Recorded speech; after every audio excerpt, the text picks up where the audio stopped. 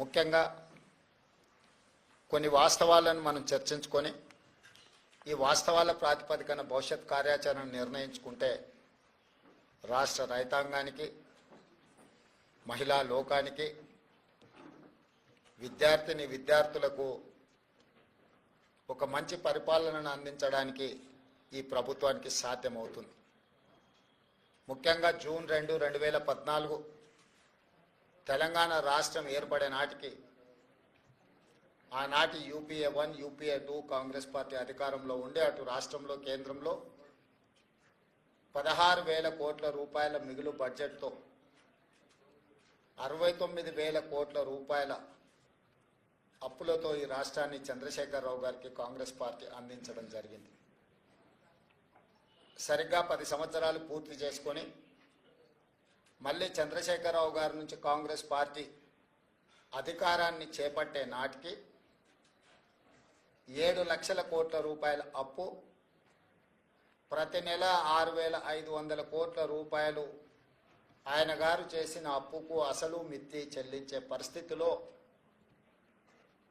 ఇందిరమ్మ రాజ్యము, ప్రజాప్రభుత్వం ఏర్పడ్డది. వాస్తవంగా 7 లక్షల కోట్ల రూపాయల అప్పు ఉందన్న సంగతి ఆ 10 సంవత్సరాల ఏ సందర్భంలో కూడా ఆర్థిక నిపుణులు కానీ, రాజకీయ విశ్లేషకులు కానీ, గత ప్రభుత్వంలో బాధ్యత వహించిన చంద్రశేఖరరావు గారు కావచ్చు, హరీష్ రావు గారు కావచ్చు, లేదా ప్రభుత్వంలో ఆర్థిక మంత్రిగా పనిచేసిన ఈటల రాజేందర్ గారు కావచ్చు, ప్రజలకు ఏ రోజు వాస్తవాలను తెలుసుకునే అవకాశం కానీ, వివరించే ప్రయత్నం కానీ జరగలేదు. మేమందరం వివిధ మార్గాల ద్వారా సేకరించిన సమాచారము ప్రభుత్వాన్ని శాసనసభలో కానీ వెలుపల కానీ నిలదీసినప్పుడు ప్రతిపక్షాలు అబద్ధాలు చెప్తున్నాయి. ఈ రాష్ట్ర ప్రజల మీద మేము అప్పుల భారాన్ని మోపలేదు, అద్భుతమైన పరిపాలనను మేము అందిస్తూ ఉన్నాం, తెలంగాణను బంగారు తెలంగాణగా మేము మార్చినామని చెప్పి ఆనాటి ప్రభుత్వం సందర్భం వచ్చినప్పుడల్లా ప్రతిదాడి చేస్తూ పోయింది. సరే, ఏది ఏమైనా డిసెంబర్ 7, 2023 నాడు మేము అధికారం చేపట్టిన రోజుకి, అధికారం చేపట్టిన వెంబడే డిసెంబర్ 9, 2023 నాడు శాసనసభ సమావేశాలు ఏర్పాటు చేసి మేము వైట్ పేపర్ రిలీజ్ చేయడం జరిగింది. ఆస్తుల విషయంలో, అప్పుల విషయంలో, విద్యుత్ విషయంలో, సాగునీటి ప్రాజెక్టుల విషయంలో ప్రధానంగా అధికారంలోకి వచ్చిన వెంబడే వాస్తవ పరిస్థితులను ప్రజలకు వివరించాలని, ప్రజలకు వివరించడం ద్వారా వాస్తవ పరిస్థితులను అంచనా వేసుకొని ప్రభుత్వాన్ని నడపాలన్న ఆలోచనతోని వివరించడం. ఆ వివరాల ప్రకారము 7 లక్షల కోట్ల రూపాయలు తెలంగాణ రాష్ట్రం మీద అప్పులను చంద్రశేఖరరావు గారు మోపినరు. వారు తెచ్చిన అప్పులకు అసలు మిత్తి ప్రతి నెల 6,500 కోట్ల రూపాయలు ఇప్పుడు మేము కడుతున్నాం. ఆ లెక్కన ఏ రకంగా రాష్ట్ర ఆర్థిక పరిస్థితి దిగజారిందో, క్షీణించిందో ప్రజలందరూ అర్థం చేసుకోవాలి.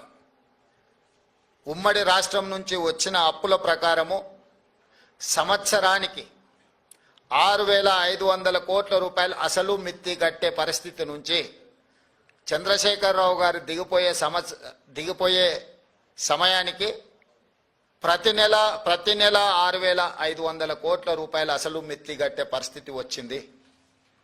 అయినా అధైర్యపడకుండా ఇచ్చిన గ్యారంటీలను అమలు చేస్తూ, అందులో ప్రధానంగా రైతు సంక్షేమం అనేది, రైతును రాజును చేయడమే లక్ష్యంగా పండిత్ జవహర్లాల్ నెహ్రూ గారి నుంచి మొదలు పెడితే డాక్టర్ వైఎస్ రాజశేఖర రెడ్డి గారు ఉమ్మడి రాష్ట్రంలో ముఖ్యమంత్రిగా బాధ్యత చేపట్టి ఇచ్చిన ఉచిత కరెంటు వరకు రైతులే మా ఎజెండా, రైతుల తలరాత, రాజ్యం చేపట్టే వాళ్ళు మారుస్తారని కాదు, రాజ్యంని చేపట్టే వాళ్ళ తలరాతనే రైతులు మారుస్తారని నమ్మిన మేము రైతులకు సాగునీటి ప్రాజెక్టులు కావచ్చు, హరిత విప్లవం కావచ్చు, అదేవిధంగా ఉచిత విద్యుత్తు కావచ్చు, సబ్సిడీలో ఎరువులు కావచ్చు, కనీస మద్దతు ధర పండించిన పంటకు కావచ్చు, ఈ విధంగా చెప్పుకుంటూ వెళ్తే ఏది చేసినా కూడా ఆహార భద్రత చట్టం కావచ్చు, ఉపాధి హామీ పథకం కావచ్చు, ఇవన్నీ కూడా రైతులు, రైతు కూలీలను దృష్టిలో పెట్టుకొని చట్టబద్ధత కల్పించి రైతులను ఆదుకునే ప్రయత్నము నెహ్రూ గారి నుంచి మొదలు పెడితే రాజశేఖర రెడ్డి వరకు ఇది కాంగ్రెస్ పార్టీ చేపట్టిన గొప్ప సమూలమైన మార్పులు.